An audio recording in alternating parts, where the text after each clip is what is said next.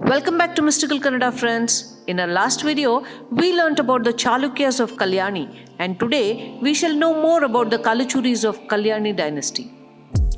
The Kalachuris of Kalyani ruled in Basava Kalyana in Bidar from 1164 to 1181 CE. The most prominent kings among them were King Uchita and King Bijjala too. Their business language was Kannada. Sanskrit and Kannada was the language of scripts and inscriptions. Their major literary works and authors during this period are Virupaksha Pandita's Channabasava Purana, Dharani Pandita's Bijjala Raya Charite, and Chandrasagara Varni's Bijjala Raya Purana. The southern Kalachuris of Kalyani are descendants of the central Indian dynasties. The Kalachuris of Kalyani were modest feudatories of the Chalukyas of Kalyani. Bijjala too, who was the Mahamandaleshwara or the governor, overthrew the Kalyani Chalukyas in the early part of the 12th century and declared independence. They had a relatively short but a stormy rule. Their first capital was Mangalavada. Later, they shifted to Kalyani.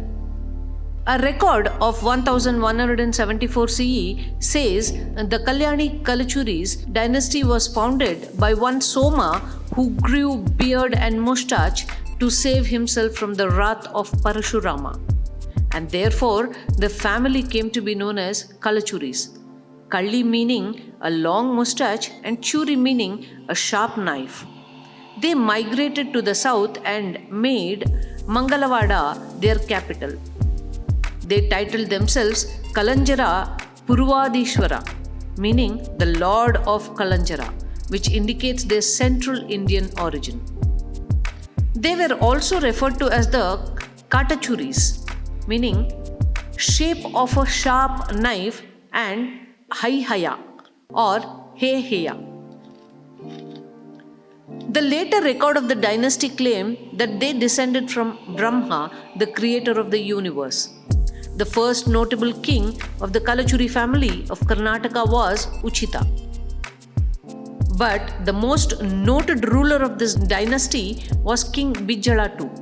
He was an opportunist and a great warrior. He held titles like Mahabhujabala Chakravarti, Sri Prithvi Vallabha, and Parameshwara. The early Kalachuris of the south belonged to the Brahmanical status and followed Shaivism and encouraged Jainism in their kingdom. Vishnu, Shiva, Kartikeya, Ganapati, Shakti, Surya, and indigenous cults like Mari, Masani, and Ekalati were worshipped by them. Their rule was short and turbulent, and yet very important from a socio-religious point of view. A new sect known as the Lingayat or Veerashaiva sect was founded during these times in a time extent of 25 years. A unique and purely native form of Kannada literature poetry called the Vachanas was also born during this time. The writers of Vachanas were called Vachanakaras. Many other important works like Virupaksha Pandita's Channabasava Purana, Dharani Pandita's Bijjala Raya Charite, and Chandrasagara Varni's Bijjala Raya Purana were also written. Their important inscriptions found are a hero stone of 1160 CE from the Kalachuri king Bijjala is found in Balligavi. As per the 1663 CE inscription, which records a religious offering, that is Mahadana, in the presence of Hampi Lord Virupaksha by Bijjala the Kalachuri king. The inscription of 1172 CE of Rayamuri Soi Deva at Lakkundi and Gadag are a few inscriptions found related to the Kalachuri kings. The southern Kalachuri kings minted coins with Kannada inscriptions on them.